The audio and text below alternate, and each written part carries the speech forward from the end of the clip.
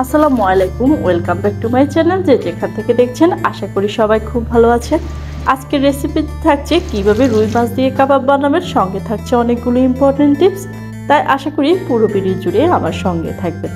যারা যারা এখনও আমার চ্যানেলটি সাবস্ক্রাইব করেন নাই, ভিডিওটা ভালো লেগে থাকলে ইউটিউব থেকে দেখে থাকলে সাবস্ক্রাইব করে দিবেন, ফেসবুক থেকে দেখে থাকলে ফলো করে দিবেন। যারা অলরেডি সাবস্ক্রাইব এবং ফলো করে দিয়েছেন তাদেরকে অসংখ্য ধন্যবাদ। চলুন এবার চলে যাই মূল রান্নাতে। প্রথমে মাছগুলোকে সিদ্ধ করে নিতে হবে। সিদ্ধ করার জন্য এখানে 6 পিস রুই মাছ নিয়ে নিয়েছি। মাছের পিসগুলো একটু বড় সাইজের রয়েছে, এগুলোকে আমি কেটে আর ছোট করব না, ঠিক এই সাইজের রেখে সিদ্ধ করে নিব। আর অবশ্যই সিদ্ধ করার আগে লবণ হলুদ দিয়ে কিন্তু আমি অলরেডি ধুয়ে নিয়েছি।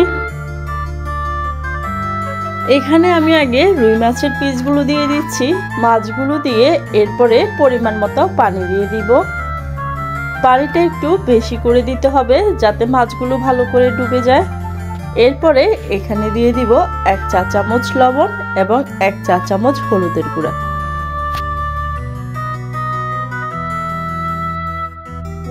মাছগুলোকে একটা কাঠি দিয়ে নেড়ে চেড়ে নিব যাতে লবণ হলুদগুলো সব সাইডে সমানভাবে মিশে যায়।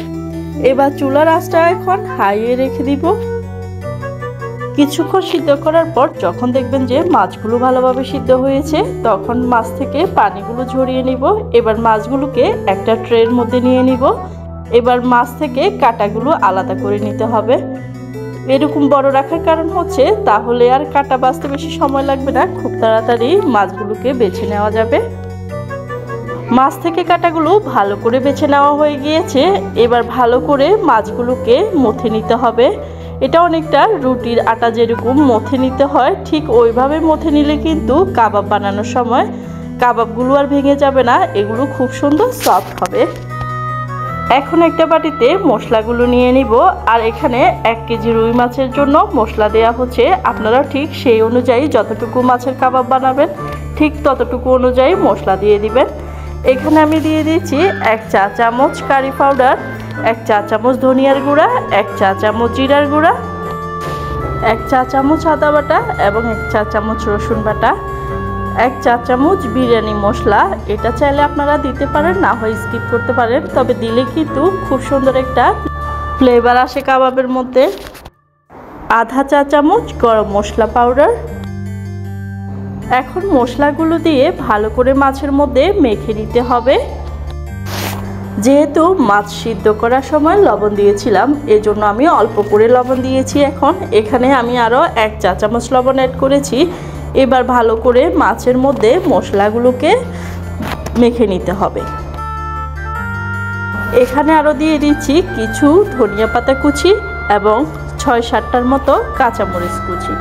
এবার ভালো করে এগুলা মিশিয়ে নিব। ভালো করে মেশানো হয়ে গেলে এবার গোল গোল করে কাবাবের মতো বানিয়ে নিতে হবে। আর হাতের মধ্যে যদি লেগে যায় তাহলে একটু হাতের মধ্যে তেল মেখে নিতে পারেন, তাহলে কিন্তু খুব সুন্দর কাবাবগুলো গোলাকার হবে আর ভেঙে যাবে না। সবগুলো কাবাব বানানো হয়ে গেলে এবার এগুলো ডিপ ফ্রিজে রেখে দিব 3-4 ঘন্টার জন্য। আর এগুলো এভাবে ডিপ ফ্রিজে রেখে ফ্রোজেন করেও কিন্তু অনেক দিন পর্যন্ত সংরক্ষণ করতে পারেন। তবে ফ্রেশ যদি না ভেজে কিছুক্ষণ ফ্রোজেন করে এরপরে ভাজলে কিন্তু এগুলো ভিতরে খুব সুন্দর জুসি থাকে আর উপরে মুচমুচে হয়। ফ্রোজেন করার পর দেখুন কাবাবগুলো ঠিক সেম সাইজের রয়েছে আর এগুলো কিন্তু ভেঙে যায় নাই। এখন এগুলোকে গরম তেলের মধ্যে ভেজে নিতে হবে। তেলের মধ্যে দিয়ে ভালো করে ভেজে নিতে হবে। অবশ্যই 2 পাশ উল্টিয়ে ভেজে নিতে হবে। এইভাবে বাদামি কালার করে ভেজে নিলে কিন্তু কাবাবগুলো রেডি হয়ে যাবে। দেখুন একটা কাবাবও কিন্তু ভাঙতেছে না। এখানে একটা কথা বলা হয় নাই, কাবাবগুলো মাখানোর সময় কিন্তু একটা ডিম ভেঙে দেওয়া হয়েছিল, কাবাবের মধ্যে দিয়ে ভালো করে মেখে নেওয়া হয়েছিল। ভেজে নেওয়া হয়ে গেলে এবার কাবাবগুলোকে উঠিয়ে নিতে হবে। এভাবে গরম গরম পোলাও বা সাদা ভাতের সাথেও সার্ভ করতে পারেন, না হয় কেচাপ দিয়েও খাওয়া যায়। এগুলো খেতে কিন্তু ভীষণ মজা লাগে। এভাবে আপনারাও বাসায় একবার ট্রাই করে দেখতে পারেন। আর বিশেষ করে যারা কাটার জন্য রুই মাছ খেতে পারেন না, এভাবে কাবাব বানিয়ে তাদেরকেও কিন্তু সার্ভ করতে পারেন। আর ভিডিওটা যদি ভালো লেগে থাকে অবশ্যই লাইক কমেন্ট বেশি বেশি করে শেয়ার করে দিবেন।